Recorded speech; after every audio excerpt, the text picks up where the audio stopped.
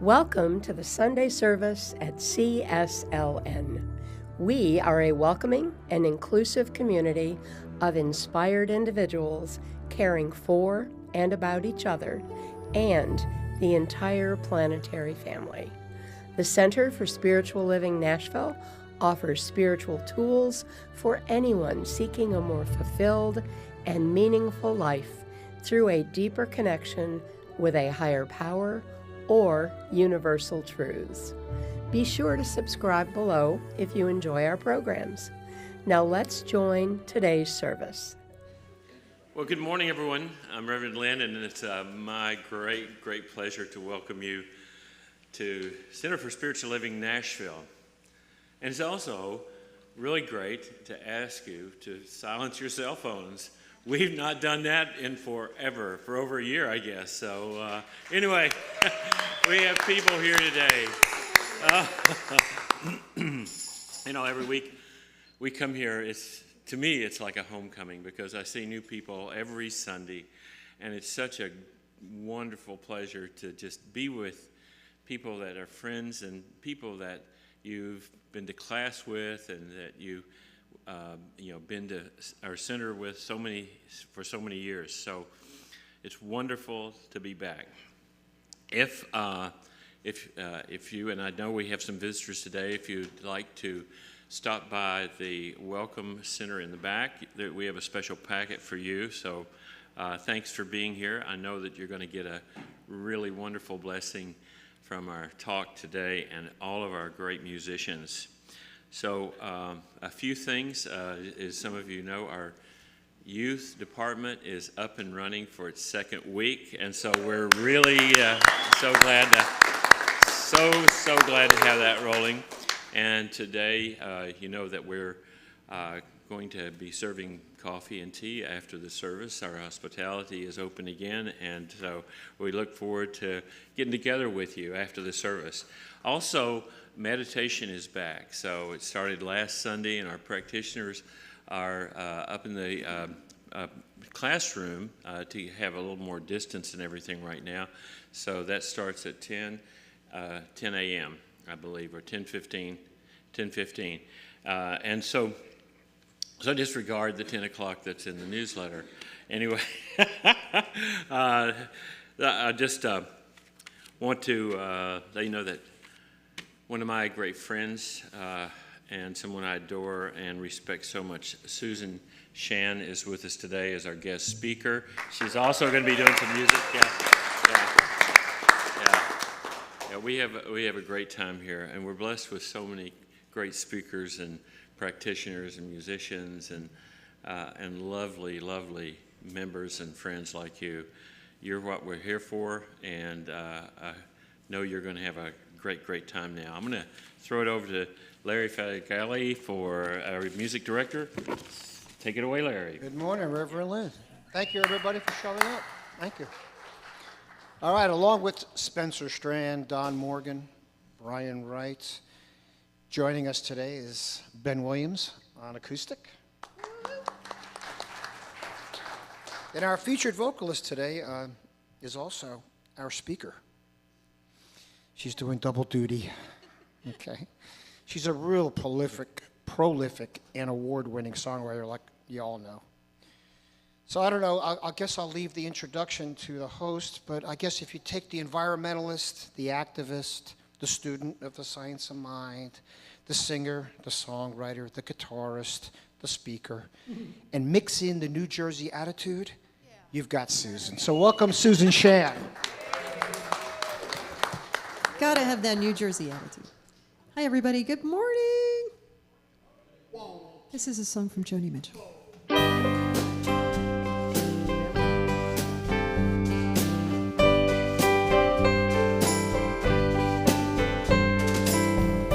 Flows and flows of angel hair and ice cream castles in the air and feather canyons everywhere. I've looked at clouds that way, but now they only block the sun. They rain and snow on every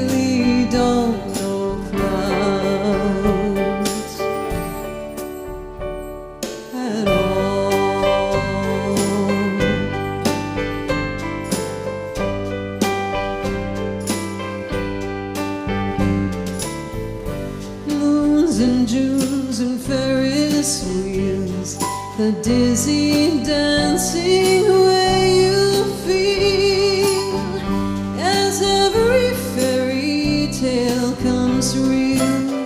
I've looked at love that way, but now it's just another show. You leave them laughing when you go, and if you care, don't let them know. Don't give yourself away.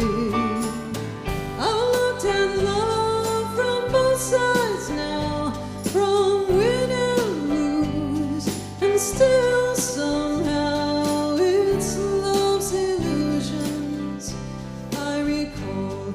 I really don't know love at all.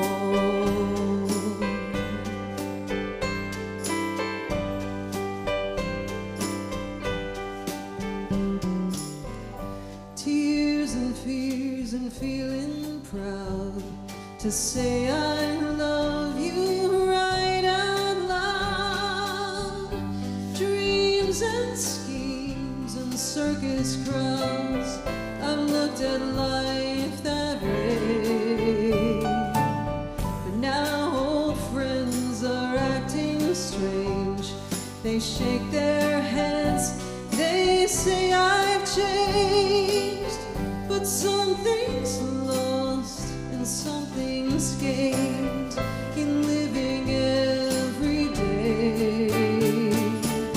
I've looked at life from both sides now, from give and take, and still somehow it's life's illusions I recall. I really don't know life at all.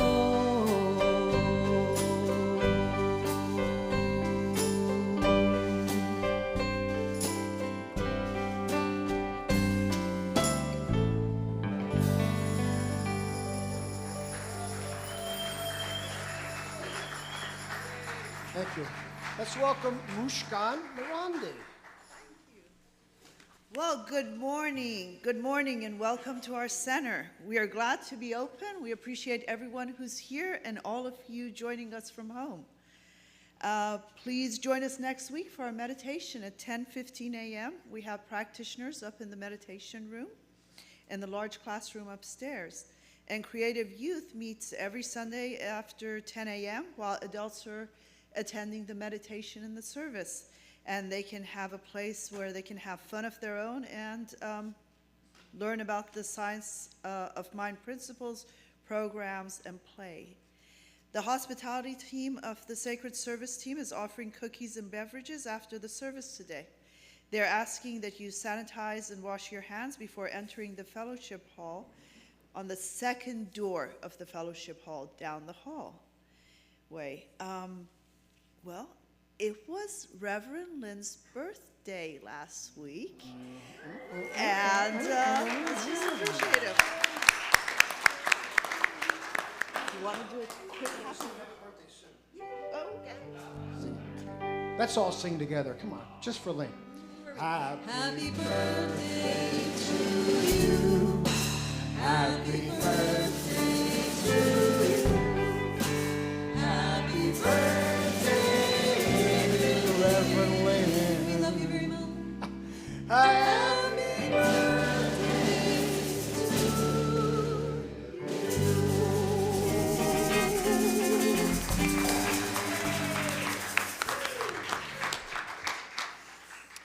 Okay, so Go ahead, I'm sorry. no, I'm so sorry. So on Monday on Zoom, we have the team council meeting at 6 o'clock. On Tuesday, we have the suggestions and concerns.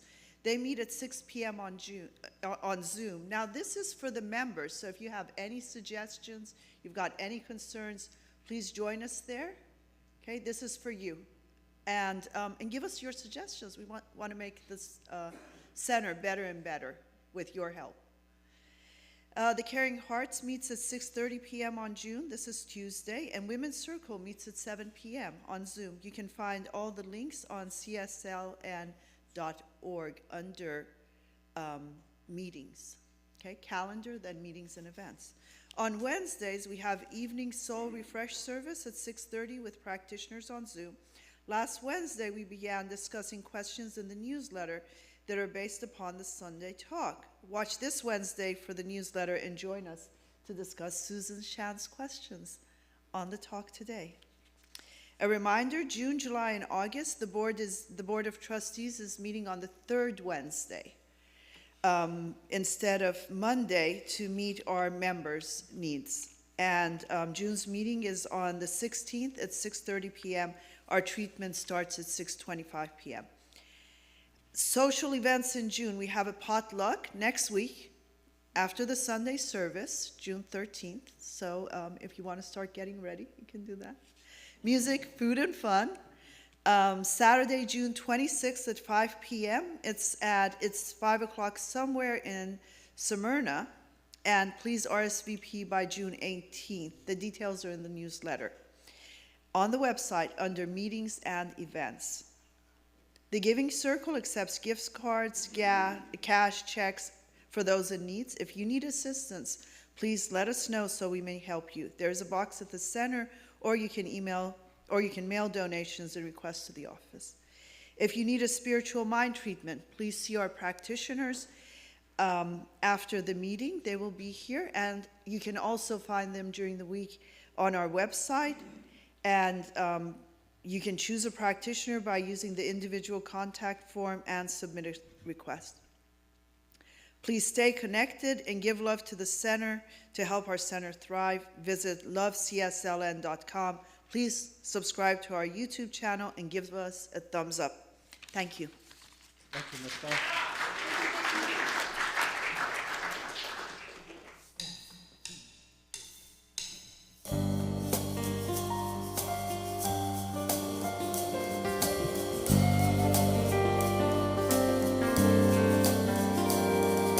A little girl picks up a spiral shell, holds it to her ear, and hears the ocean swell.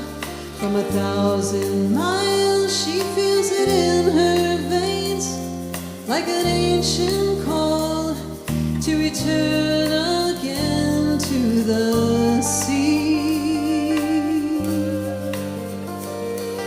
A little boy catches a firefly, cups it in his palms, tries not to let it die.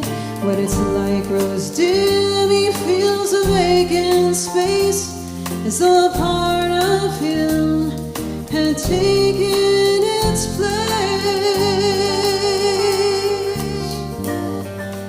Ordinary miracles, so connected to this world, such a part of all that is, ever drawn into the pull of her tide, the song of her seas, the pulse of her rain, the movement of the wind through the trees.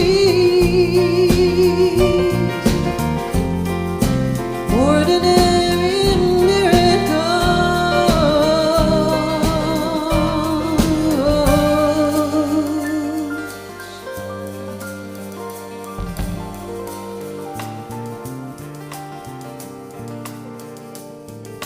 And like the seasons, we must change, die to the old and be born again, till ashes to ashes, dust to dust, we return to the earth as we must, as we must. Ordinary miracles, so connected to this world, such a part of all that is, ever drawn into the pull of her tide, the song of her seas, the pulse of her rain, the movement of the wind through the trees.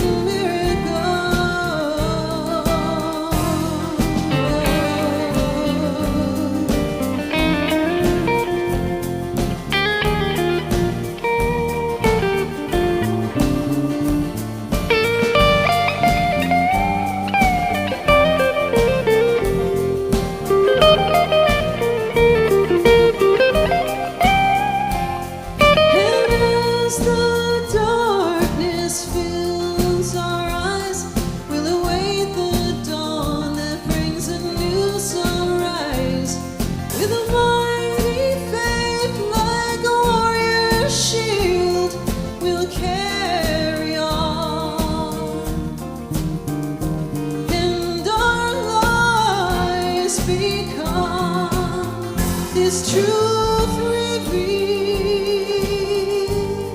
this ordinary miracle, so connected to this world, such a part of all that is, ever drawn into the pull of her tide, the song of her seas, the pulse of her rain, the movement of the wind through the trees.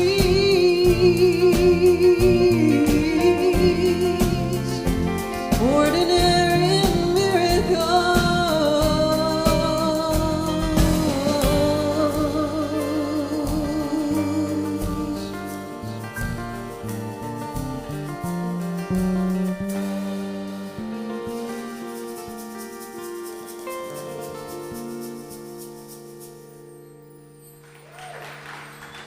Thank you.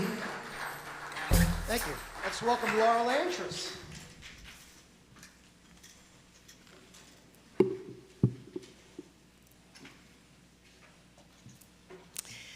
Good morning. Today's reading is from The Science of Successful Living by Ernest Holmes.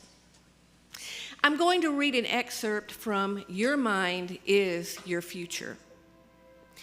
It has become normal to view the future as uncertain, insecure, and possibly treacherous.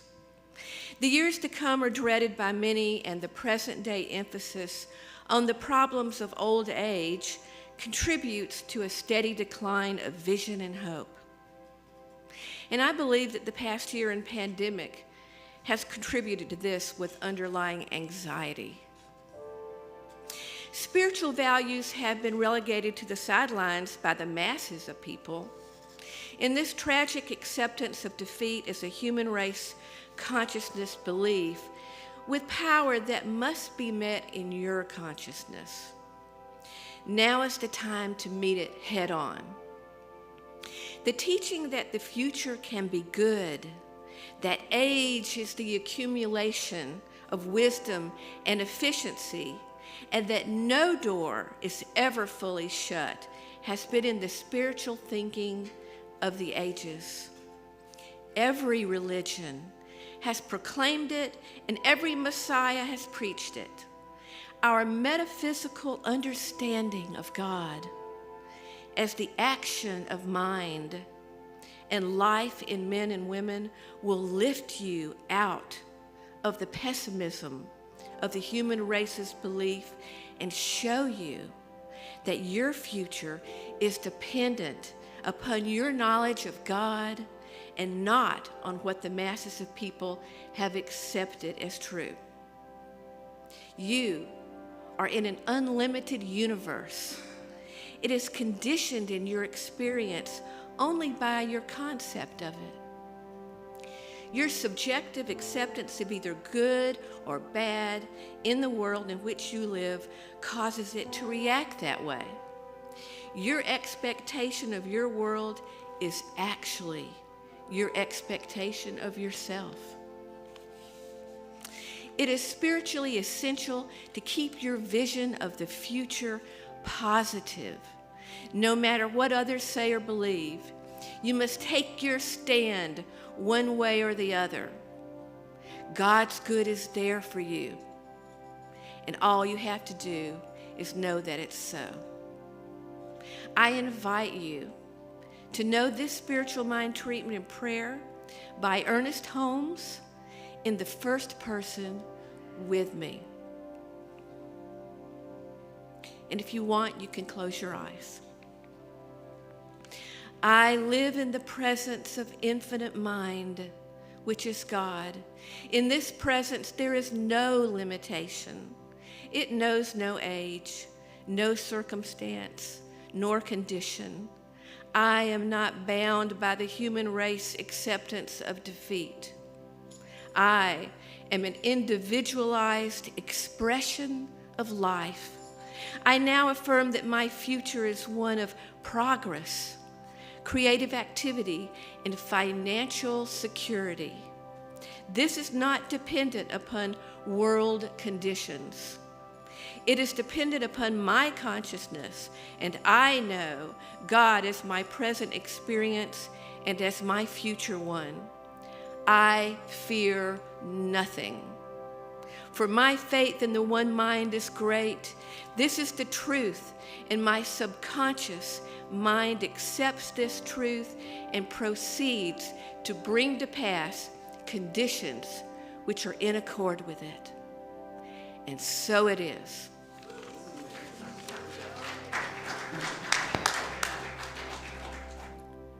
This is another one of mine. It's called Between Two Worlds.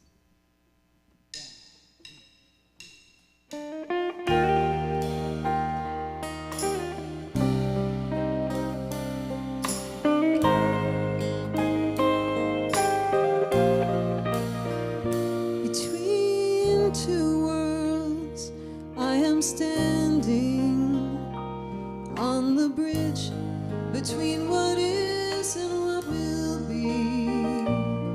Between two lives, I am living, moving forward from the deepest part of me. I will cast a glance behind me, one last look at all that's been. Then I'll let go of that story so a new one can begin.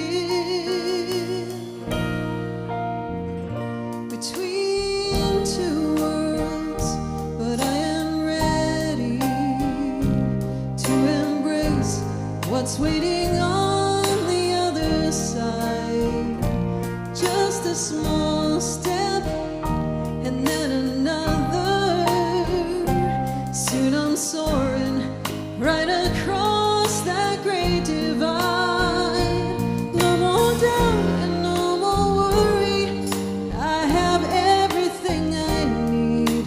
Let the storms rage all around me.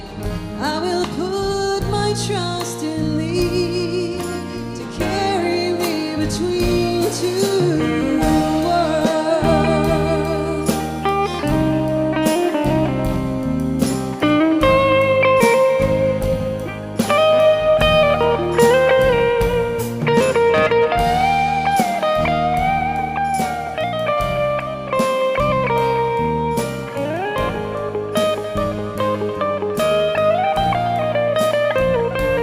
Through the fear you give me courage, through the pain you help me heal. When I finally cross over, I will see this truth revealed. Between two worlds, you were always there, right beside me, in the shadow and the light. And I had only to go within me and claim there what was already mine. Oh, the gift is always given when we're ready to receive. The life that we imagine will be ours when we believe. Love can carry us between two worlds. It's love that carries us between two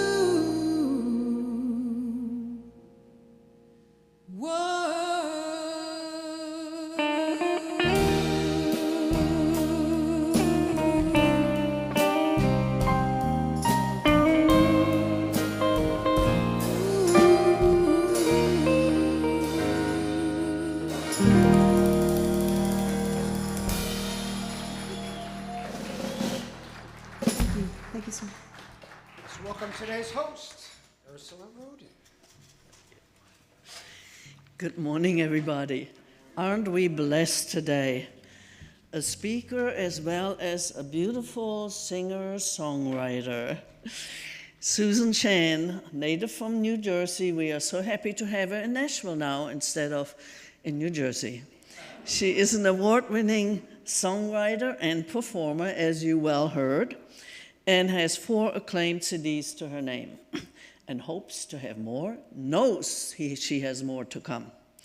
A member of Center for Spiritual Living Nashville and a student of Science of Mind for 15 years, she's also a longtime activist for environmental and social justice causes within the vibrant Nashville community. Susan is honored to use her voice and songs to lift up and support all people who seek to create a better, more peaceful, sustainable, and just world for those here and those yet to come. Please help me to welcome again Susan Shan to the platform. Thank you.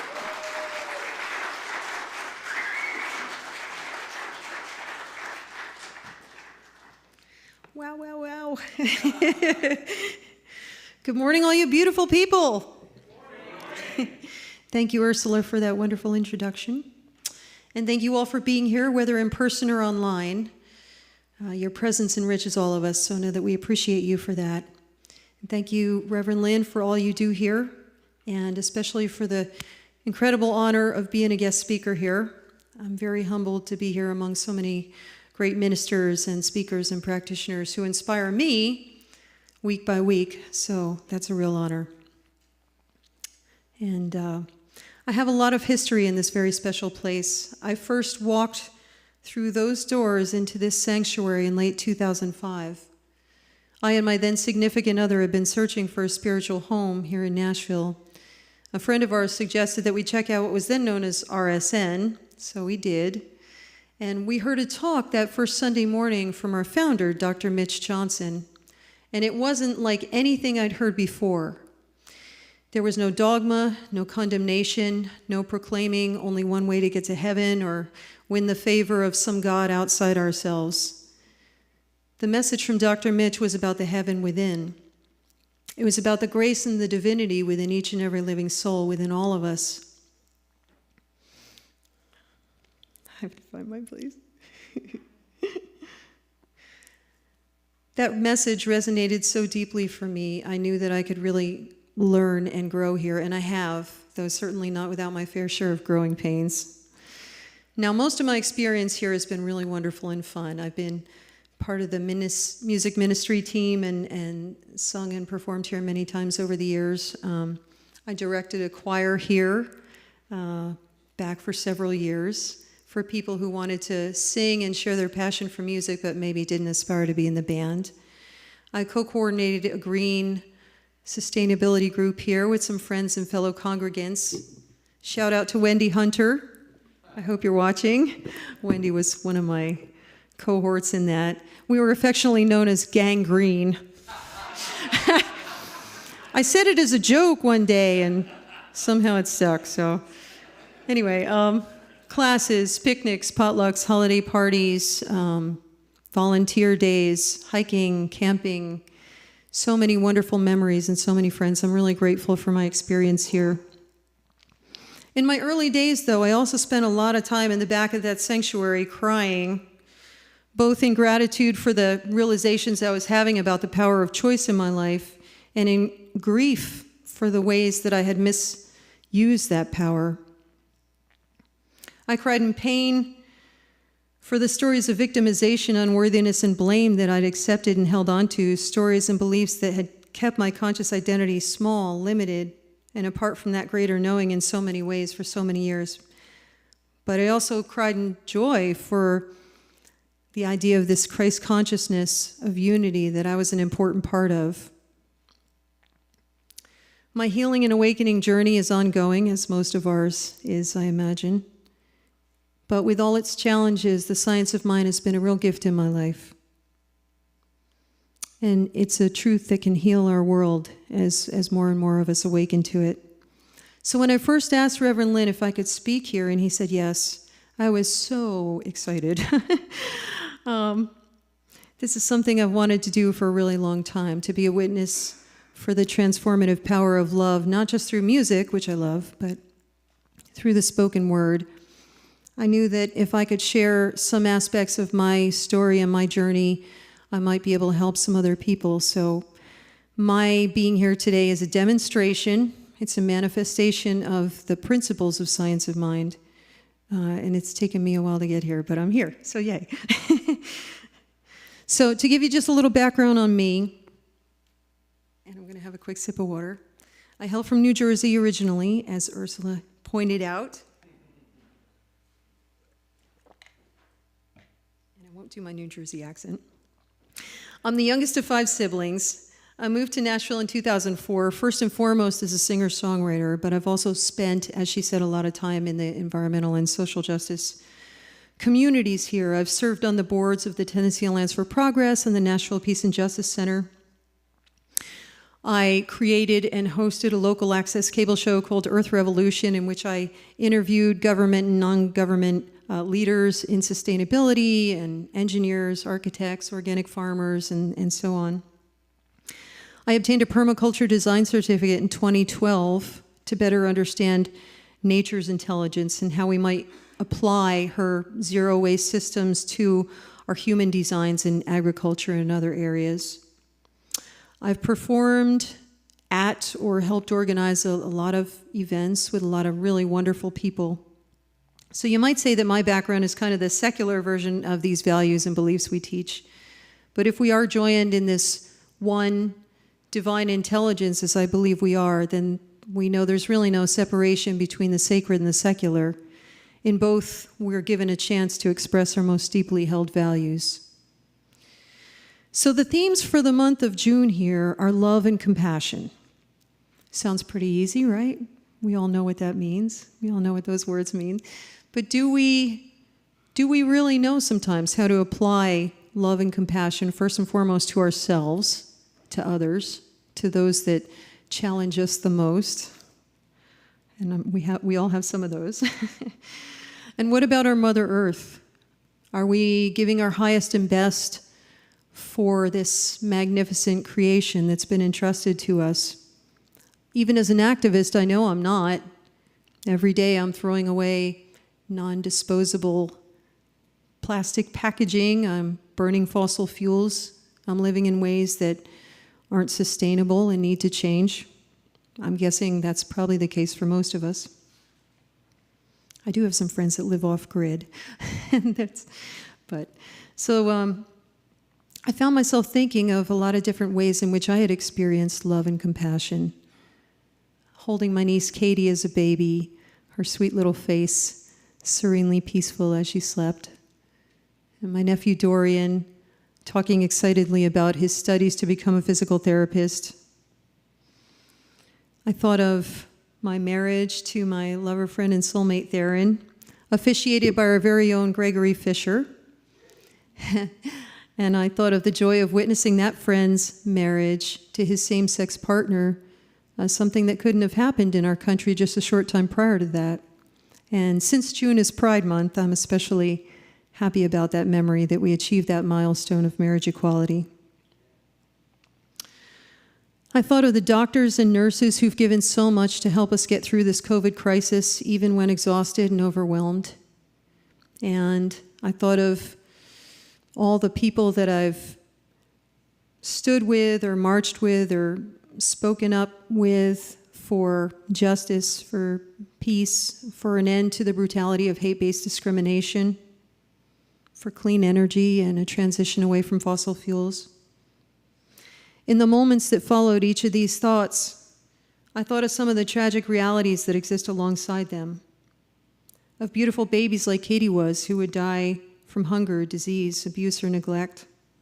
I thought of young men and women the same age as my nephew Dorian was then, who would never get to realize their potential because of poverty or drugs or gang violence or gender in some countries, or bigotry in ways that I've never had to experience. I thought of friends who've gone through bitter divorce or given up trying to find someone, or gay or trans friends who continue to be subjected to endless forms of discrimination, again, that most of us haven't had to experience. I thought of the doctors and nurses in places like India and Nepal, where different strains of the COVID virus have caused the healthcare system to collapse. We don't know how lucky we are here. and they can't help their fellow citizens. People are literally dying in the streets because they can't get into a hospital. I thought of the activist communities that I've been so blessed to be part of, and how others have tried to sometimes spin those efforts as something else, maybe forgetting that Jesus himself came back from the desert as a radical activist for the light. He overturned the tables of the moneylenders. He challenged the established order of his day. He spoke words considered blasphemous and incomprehensible by the religious and political leaders of that time. Words like, "I and my Father are one," for which he was stoned. Or, "The kingdom of heaven is within." Sound familiar? See, in our teaching, we don't consider those words blasphemous or arrogance. That's ultimate faith, to see ourselves and other people as the divine expression of God, as Jesus did. That's why we call him the great example, rather than the great exception. We don't deny his divinity, but we believe that his message was about the divinity within all of us, within all beings. Science of Mind founder Ernest Holmes, in his book Ideas for Living, says this: Jesus knew what we all must learn, that we cannot really have an attitude of dislike or hate or viciousness toward other people without robbing ourselves of the healing power and the comforting presence and the divine assurance that the universe itself rests on the shoulders of love. So how do we speak of love and compassion in a world of such stark contrasts? How do we reconcile the brilliance and the atrocity and the joy and the suffering? And how do we respond with love when faced with so much pain? Contemporary author and speaker Charles Eisenstein, whom I highly recommend reading, frames our current situation as one of being between two stories. The story of separation, which is the cultural myths, stories, and ideas of ourselves as separate, competing beings in a fundamentally neutral or even hostile universe, and the story of interbeing, our awakening to a recognition of our deep interconnection with one another and with all of life. In his book, The More Beautiful World Our Hearts Know Is Possible, he says this: a recognition of an alliance is growing among people in diverse arenas of activism, whether political, social, or spiritual.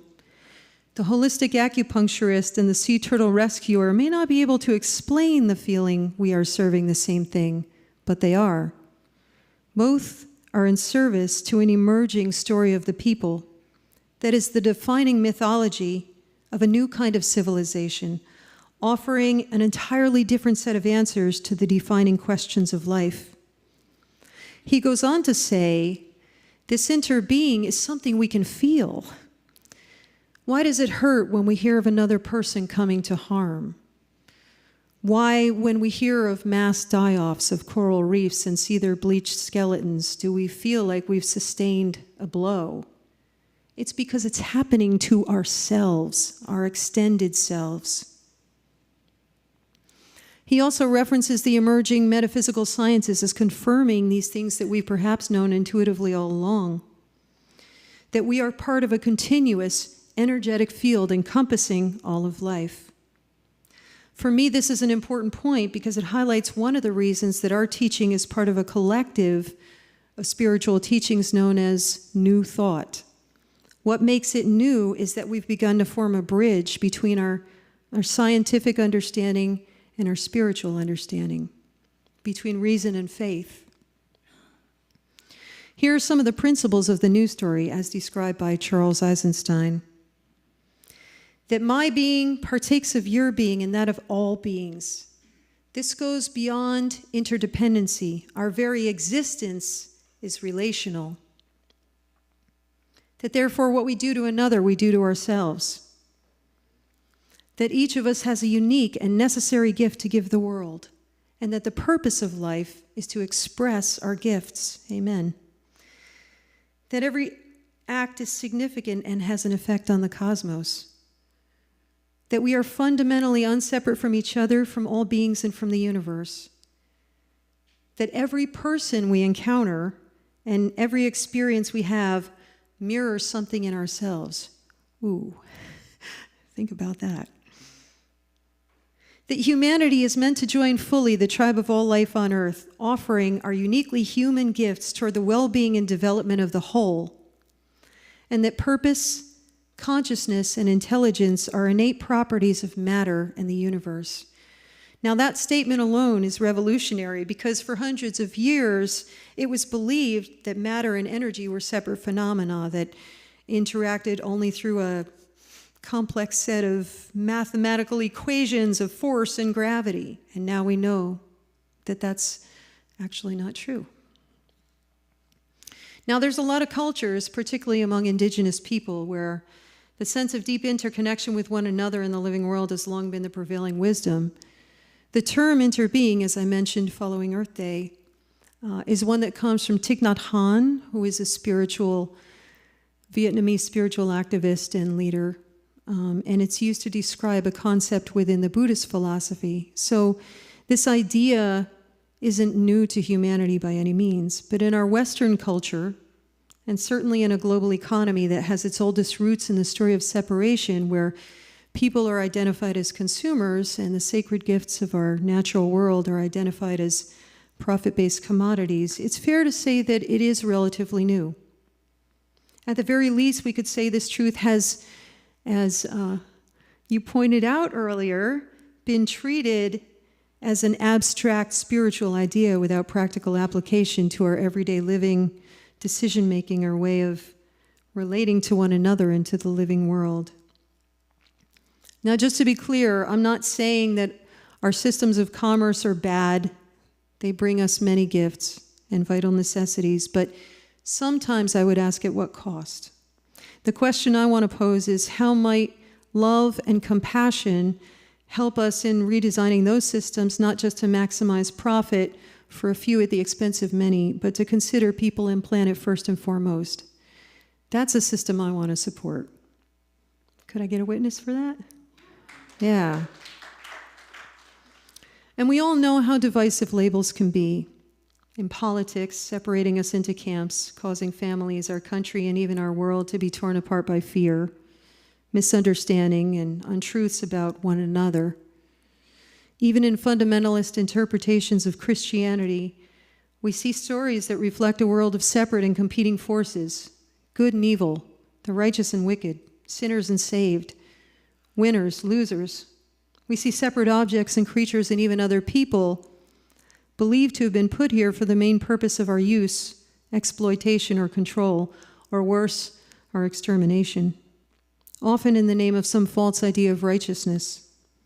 We have found ways to justify the unjustifiable, identifying whole groups of our fellow humans as separate, inferior, savage, despicable, sometimes just inconvenient, as innocent civilians in a collateral damage situation in an endless game of war. We continue to allow members of our own species and other species to be considered expendable so that we might perpetuate this false story of separation. Our understanding of God becomes a characterization, a cartoon of an old man in the sky who picks favorites and measures out punishments and rewards that we are not to question or ever hope to understand.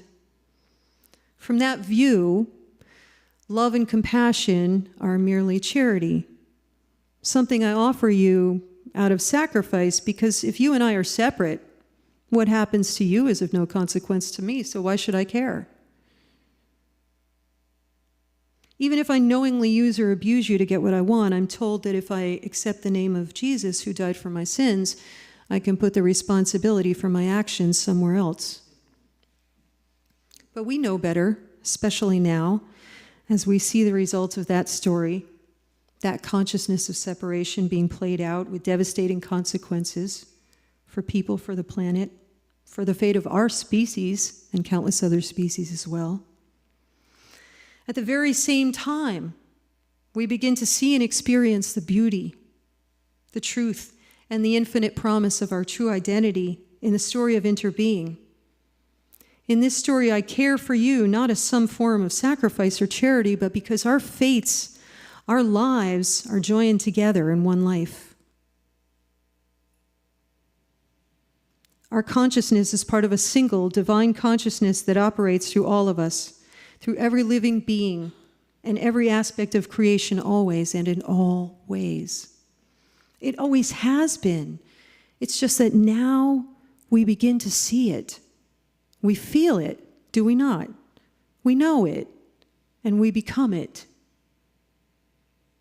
Now, sometimes we become angry or judgmental when we see others acting a certain way instead of remembering where our true power lies in connection.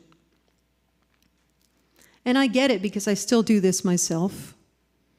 I don't know always how to love or even like some people, how to respect someone that I don't believe would show the same respect for me or someone I care about. I don't know how to feel a sacred connection to someone who knowingly engages in actions and decisions that cause harm to others or to the earth. I can try to separate the person from the behavior as Jesus did when he said, "Forgive them, Father, for they know not what they do." And we all sometimes engage in those behaviors, I know. We can become unconscious. But real change doesn't come from judgment, force, or opposition, or hate. It comes from connection. It comes from applying love and compassion. Remember what Charles Eisenstein pointed out, that what we see in another is mirroring something within ourselves. Take that one home. Think about it. I'm reminded of Forrest Whitaker portraying Archbishop Desmond Tutu in a movie based on a true story called The Forgiven. During the Truth and Reconciliation Commission period in South Africa, the Archbishop meets with a prisoner, Piet Blomveld, an ex-security officer involved in the murder of a young black girl. For a long time, when he meets with him, Blomveld is cynical and insulting and demeaning, violent, showing no remorse. But Tutu continues to meet with him, showing compassion, restraint, and offering him a chance at redemption. Eventually, by choosing this path, he penetrates Blomveld's defenses and causes him to remember the trauma he experienced as a young man from his own father's racist violence against the family of a black girl that he was friends with as a child. He eventually confesses to the crime. The point is, Desmond Tutu saw the humanity even in this seeming monster, and ultimately he helped him to find it within himself. So my question for all of us, including myself, is can we do that? Can we find a way to transcend the limited thinking of separation and see the common humanity in all people, even when we feel a world apart from them, or don't like their behavior, or what we think they represent to us? Can we learn to forgive, to find the love and compassion within ourselves just a little more for people, for the earth which sustains us, to care even when it's not easy or convenient to do so? Can we allow our faith to move us further into the story of interbeing and allow our true measure of wealth to be in the quality of our relationships, the way we care, forgive, show up, rather than in the artificial substitutes of material possessions, titles, or other trophies of separation? I'm not telling anyone here to give up all your possessions or erase personal boundaries or do anything that would make you feel unsafe. Healthy self-love and self-care are still the first order of relationship, and they form the basis by which we are able to care for others. But how might our own lives, our own strengths and talents and ways in which we're called to serve become a fulfillment of the Lord's Prayer, in which we say, "Thy kingdom come, thy will be done, on earth as it is in heaven"? That heaven, that strength, that power is within each of us right now in the power of the choices that we make. It always has been.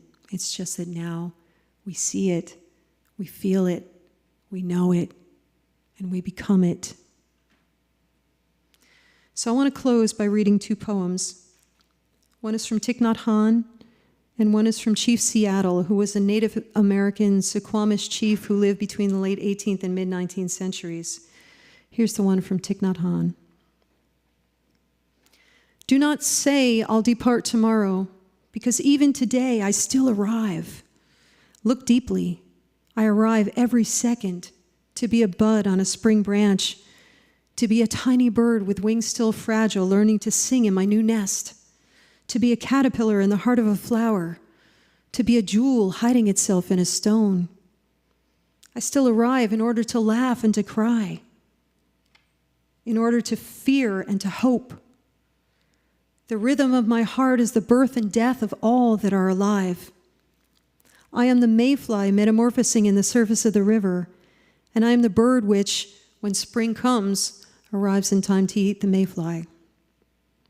I'm the frog swimming happily in the clear water of a pond, and I'm also the grass snake who, approaching in silence, feeds itself on the frog. I am the child in Uganda, all skin and bones, my legs as thin as bamboo sticks. And I'm the arms merchant selling deadly weapons to Uganda. I'm the 12-year-old girl, a refugee on a small boat, who throws herself into the ocean after being raped by a sea pirate. And I'm the pirate, not yet capable of seeing and loving. I'm a member of the Politburo with plenty of power in my hand. And I'm the man who has to pay his debt of blood to my people dying slowly in a forced labor camp. And I just closed my document. Please call me by my true name so I can hear all my cries and all my laughs at once, so that I can see that my joy and my pain are one. Please call me by my true name so I can wake up, and so the door of my heart can be left open, the door of compassion.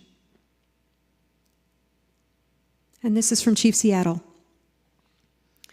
Teach your children what we have taught our children, that the earth is our mother. Whatever befalls the earth befalls the sons and daughters of the earth. If men spit upon the ground, they spit upon themselves. This we know. The earth does not belong to us. We belong to the earth. This we know. All things are connected, like the blood which unites one family. All things are connected. Whatever befalls the earth befalls the sons and daughters of the earth. We did not weave the web of life. We are merely a strand in it. Whatever we do to the web, we do to ourselves. And so it is.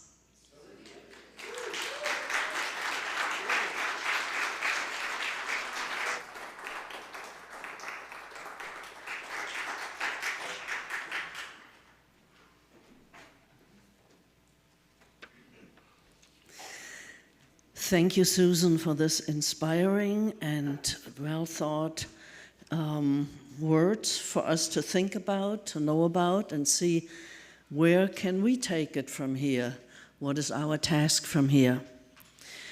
And in part for us to show our love and our compassion, let us go ahead and ask the ushers to come forward and give our love, donations, for this center so we can thrive and move forward in our development. So those that are online and listen to us through the internet, please give their gifts and donations over the internet or send a check to our center here. So let's take it in our hands and bless it, knowing that divine love as me blesses and multiplies all that I have, all that I give, and all that I receive. And so it is. Thank you. So now I want to thank everybody for being here or being online listening. I know that there are lots of thoughts and ideas and blessings that have gone out through the songs and through the talk. And thank you for those that participated. So if you'd like to have a prayer treatment, today's practitioners will be in the back. If you need a treatment today, I would like to have a treatment today, that's Laura and me. And if you would like one connecting to us through the internet, please go to our website, and there is a connect button under the list of the practitioners for each individual practitioner. On Wednesday, please remember our Soul Refresh. It's an invigorating talk of ideas as well as a lot of wonderful sharing. It's alive and active with everybody that is present. So please join us on Zoom. And then share it with a friend too. So anyway, let's go ahead and close with a prayer treatment. So let's take it to heart and know that as we breathe, we are connecting with each and every one, and especially with our inner self. Breath is life. Without breath, there is no life. So I know that each and every one of us is experiencing God's love and power, the only power there is, the creative intelligence that created me, created everything there is. And I know that I am one with this wonderful creative power of love, light, peace. And I know that everyone else is one with this power, whether they show it or not. But we can always look deeper. So I look and I see within each person that they are all beautiful children of love and light. They all have love within them, and I recognize that. And I bless it, and I know it, and I accept it.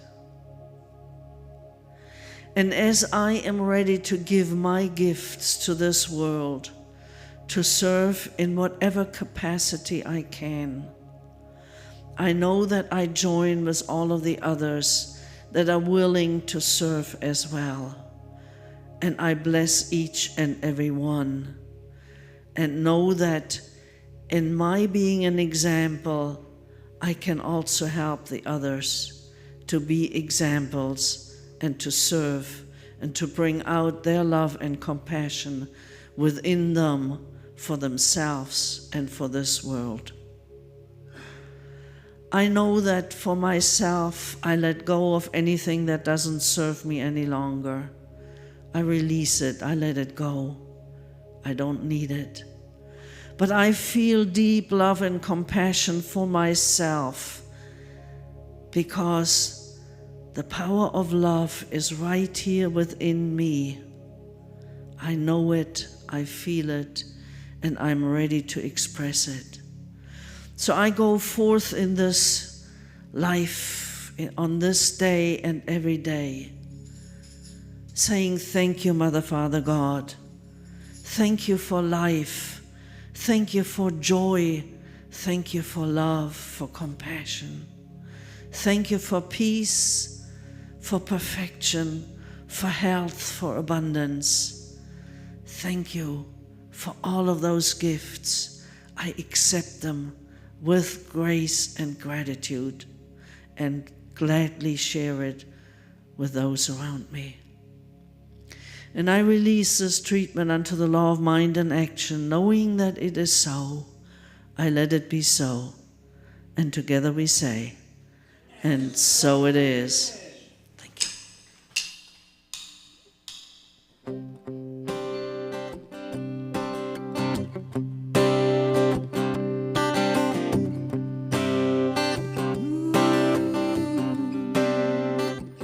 When I was a girl each week, Sunday we would go to church, pay attention to the priest. We would read the holy word, consecrate the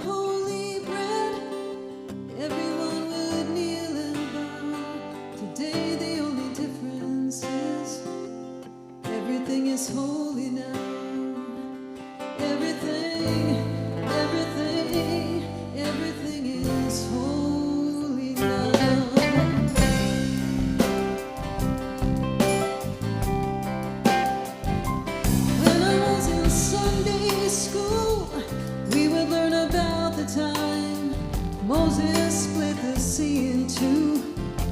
Jesus made the water wine. I remember feeling sad. Miracles don't happen still.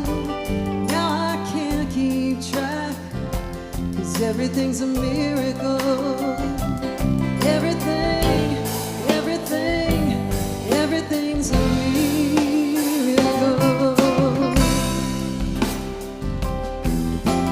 Wine from water is not so small, but an even greater magic trick is that anything is here at all. So the challenging thing becomes not to look for miracles, but finding where there isn't one. Holy water was rare at best, barely with my fingertips. Now I have to hold my breath, like I'm swimming in a sea of it. Used to be a world half there, heaven second-rate hand-me-down. Now I walk it with a reverent air, 'cause everything is holy now, yeah.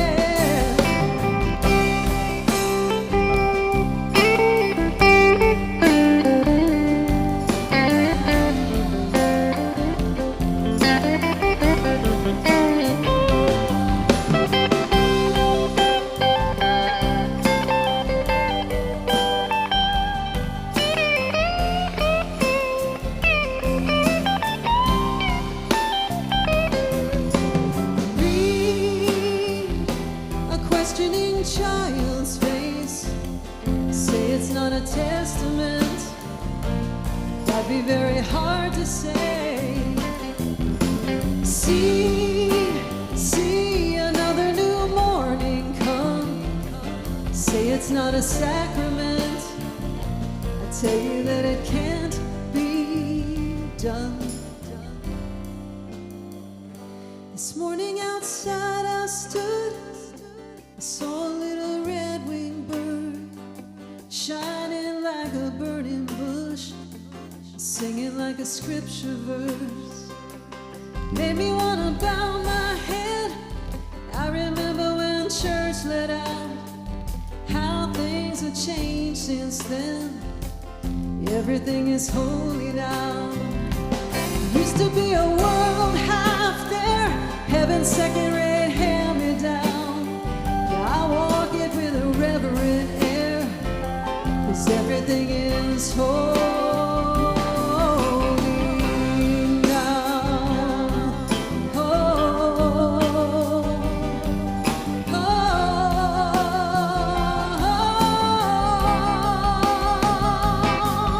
yeah, yeah,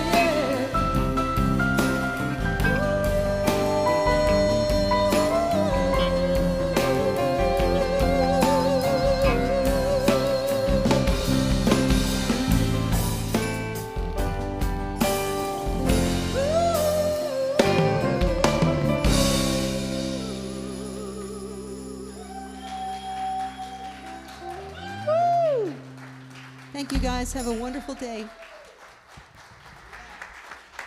Susan, oh my gosh, thank you, and band, oh my gosh.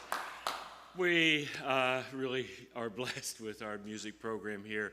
I've been to a lot of other places, and they don't even come close to what we have here with just us. Yes.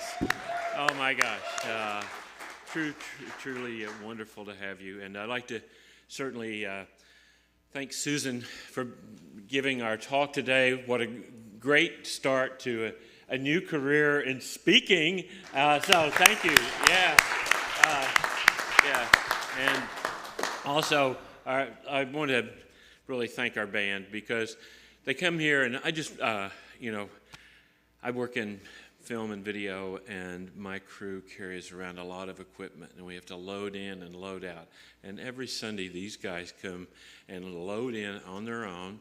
No stage hands, no grips, no gaffers. They just come in, bring their own stuff, set up, and really work hard to just make some great music. So thank you.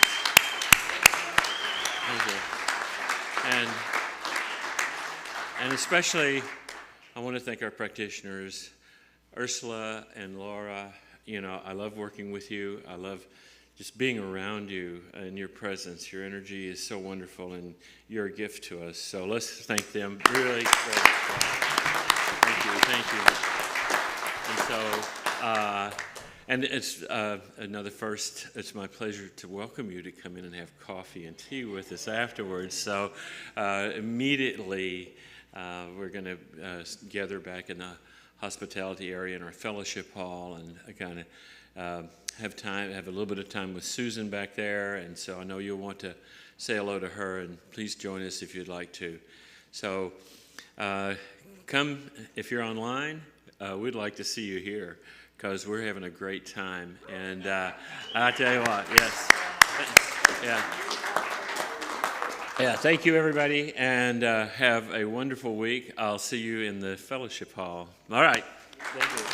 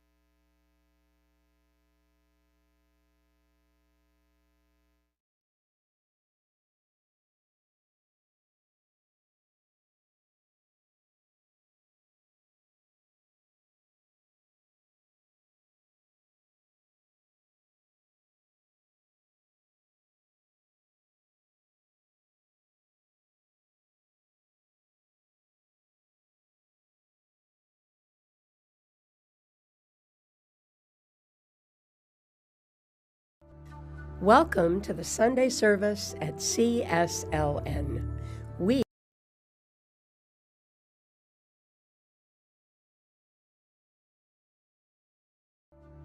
This program is a service of the Center for Spiritual Living Nashville. May your life be filled with joy and prosperity in every way. Learn more about our programs or contact one of our practitioners at our website, cslnashville.org. You may also want to follow us on Facebook at CSLNASH. You can make a big difference with your financial gift at lovecsln.com. Please share the link to this program with a friend and join us again next Sunday. Have a wonderful week.